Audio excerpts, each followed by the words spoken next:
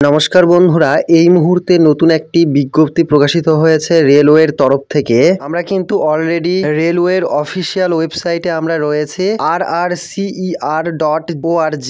এটি যদি তোমরা সার্চ করো অবশ্যই তোমাদের সামনে এরকম একটি পেজ ওপেন হবে। এখানেই তোমরা অ্যাপ্লাই করতে পারবে এবং নোটিফিকেশন সহ সমস্ত প্রকারের তথ্য দেখে নিতে পারবে। তো বন্ধুরা, আমরা নিত্য নতুন সরকারি কিংবা বেসরকারি চাকরির আপডেট প্রকাশিত করি আমাদের এই ছোট্ট ইউটিউব চ্যানেলটির মাধ্যমে।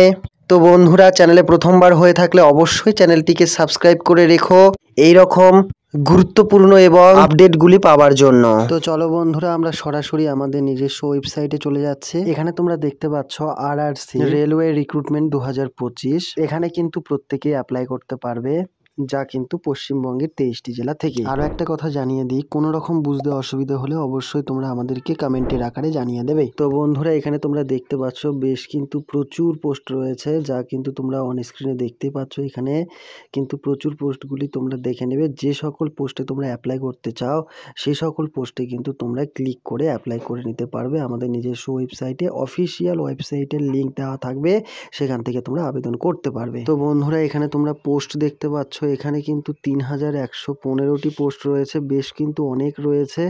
এরপর অ্যাপ্লিকেশন কিংবা আবেদন কিভাবে করবে, এখানে কিন্তু অফলাইনের কোনো ব্যবস্থা নেই, সম্পূর্ণ অনলাইনের মাধ্যমে করতে হবে এবং এখানে কিন্তু তোমরা মেল ফিমেল উভয়ই কিন্তু অ্যাপ্লাই করতে পারবে।